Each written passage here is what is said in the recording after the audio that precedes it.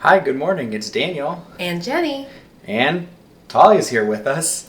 And it's day 3 of our trip to Paris. So today we are going to be exploring the Science Museum, which I believe is called the Cité des Sciences and Industry. To watch the rest of the videos from our trip, we'll put links down in the comments section below. So come explore Paris with us today. We made it to the Science Museum. We are here at the Cité des Sciences et Industrie, which is the museum, the city of science and technology. We're going to go check it out. We did not make reservations ahead of time with the museum pass. You cannot do that, but you just get to walk in and scan your ticket. This is one of the few museums in Paris where children under 18 do need to pay for a ticket.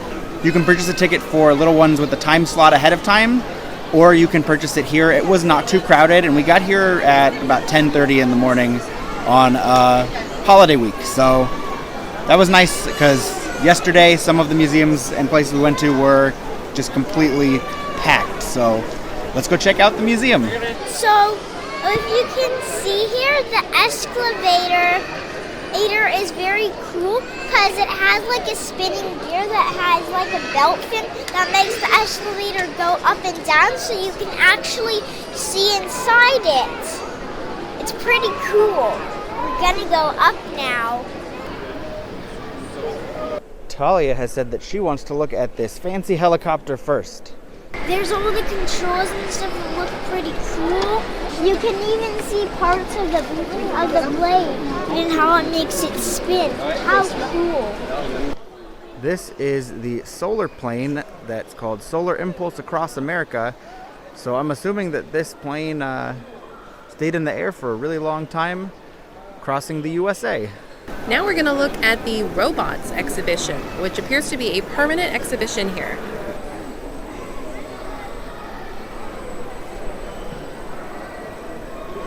So each sign here, it's asking you, is this a robot or not a robot? So what do we think? Is this a robot? Yes. Okay, and so you put your finger on it. And it explains it over here in English and in French. And in Spanish. So this is Now, and he's a robot.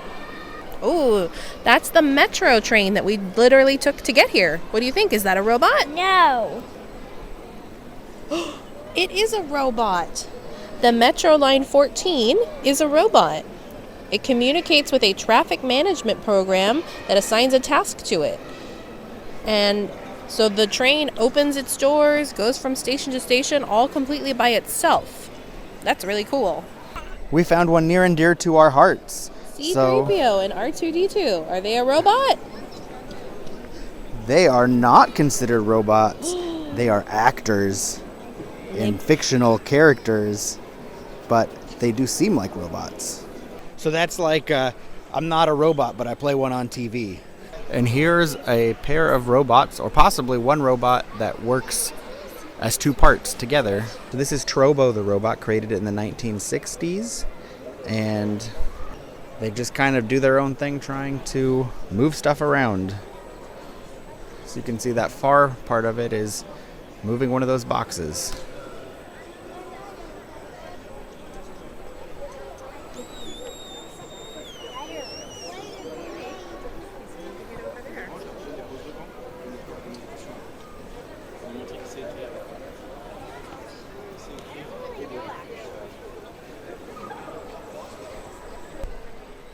So this interactive touchscreen lets you sort of customize a personal robot that is to your liking. So you answer a bunch of questions about yourself and what you want in a robot, and then at the end it generates an analysis for you and a cute little photo of your family with your robot.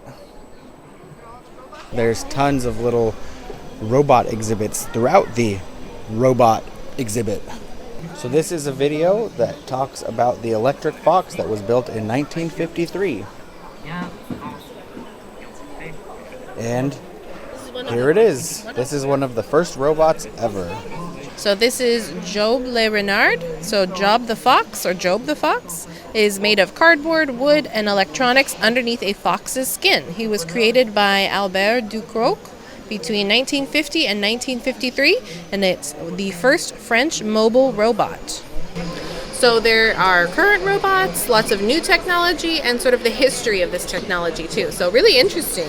This is something I had never heard of and I've never seen before. And this just explains how a robot vacuum calculates what it's supposed to do. So Talia gets to control this robot arm.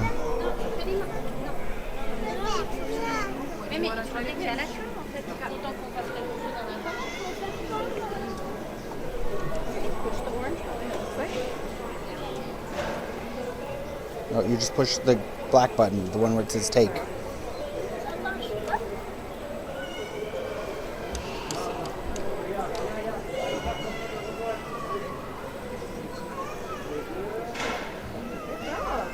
So essentially, this exhibit just has every possible robot that you could even think of. So it's really the history of robotics, and then a lot of interactive type robots and exhibits where you can control the robot or ask it questions or just learn more about it. So really interesting if you are into history or if you are just interested in science.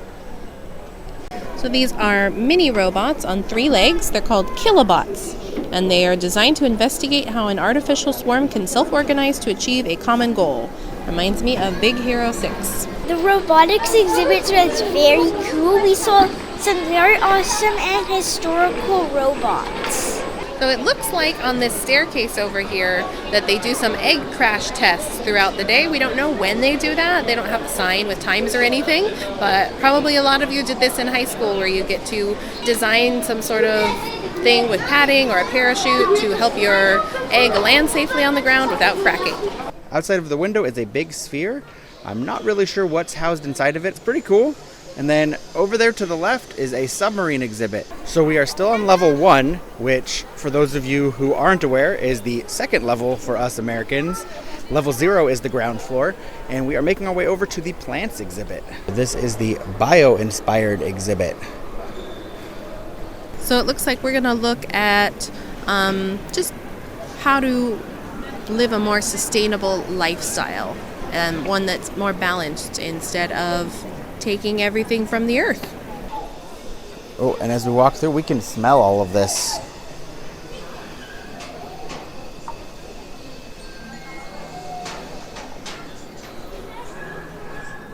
As we go up the stairs, they've got different words about plant life. And here is the curtain to enter.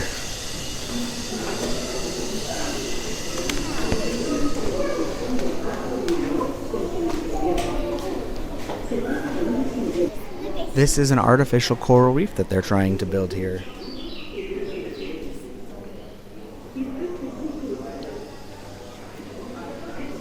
So this is an artificial mangrove swamp, which are extremely important to our environment. They help protect coastlines from storms and erosion. They absorb a huge amount of carbon dioxide, which helps our environment. So this exhibit shows what happens when there's a cold wave or when there's deforestation. And so there's different species of snails, and as they're taken away, there's less harmony, less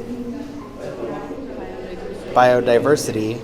And this shows what you can do with a building if you have it just built versus if you try and make it bio-friendly.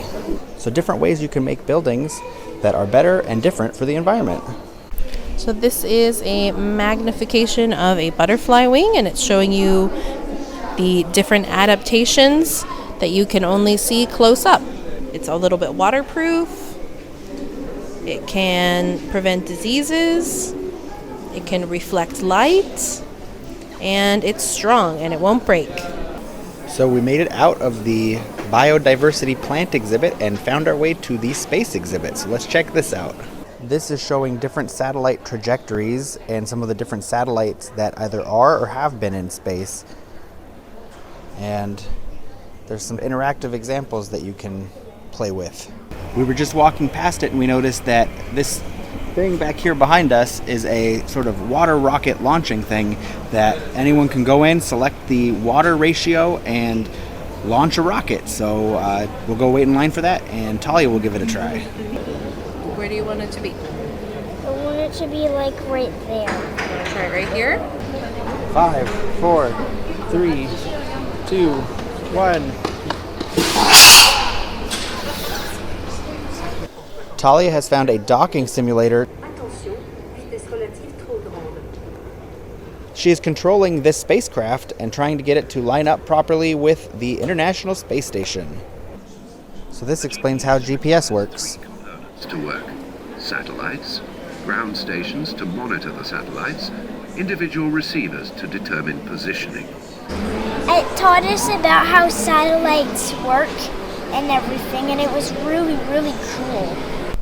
So this rocket engine is the Vulcan engine, and it seems like a test one from the European Ariane 5 launcher, and this went through, it said, hundreds of firing and endurance tests, and did its first flight in 1996. And they don't use this exact model of rocket anymore, but this was the basis for the ones that they are using now. This says it's called the Globaloscope. I'm sure I'm pronouncing that wrong, but it's basically a representation of what the Earth looks like from space. I learned about how satellites work, and it's really cool how they work. And now we're going to go up to level 2, which is the third level for us Americans. The only exhibit we are interested in upstairs that we're allowed to visit is the Great Story of the Universe exhibit. So we're going to go check that out now. So there is a section here. This first one is about rocks. And it shows different types of rocks and where they can be found and what they mean. The next area talks about metamorphic rock and how it shapes the planet. So you can see, this is how, that was actually really hard to push and pull. But it shows different ways the Earth moves. So there's all sorts of different little areas you can touch, and it explains what the significance is of them. So this is coral, and there's other different rocks over here as well.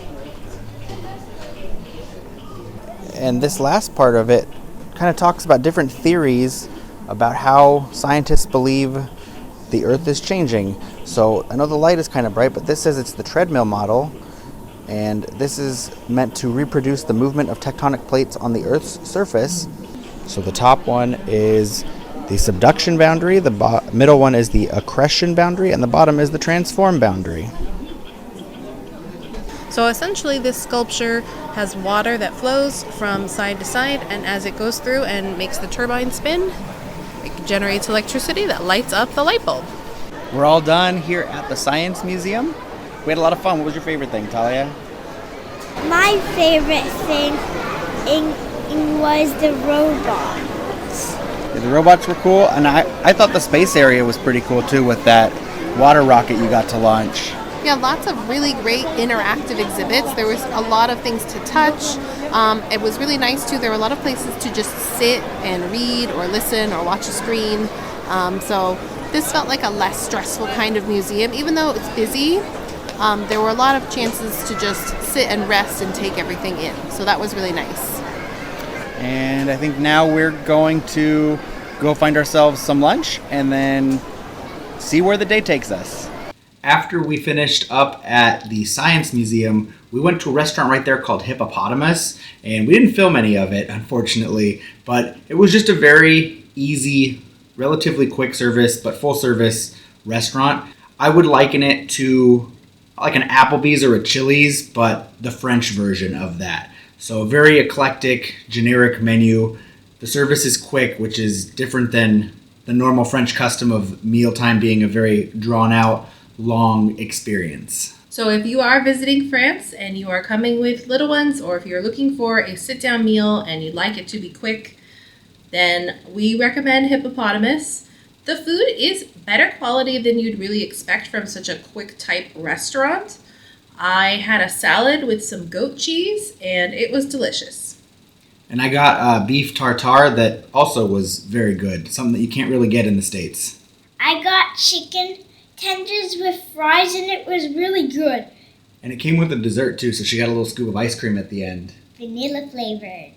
So you'll still find some French specialties, just with a lot easier and simpler service. We're going to squeeze in our last few sightseeing things tomorrow, so hopefully we'll have a fun day. We're currently planning on visiting the Arc de Triomphe, followed by the Centre Pompidou, which is the Modern Art Museum, and then just seeing what else we can fill the day with. Thanks so much for following along. We hope that you've been watching our other Paris vlogs, and if you haven't seen them yet, click on the link down below. If you like this video, please subscribe to our channel and give it a big thumbs up. And we hope we put you in a magical mood.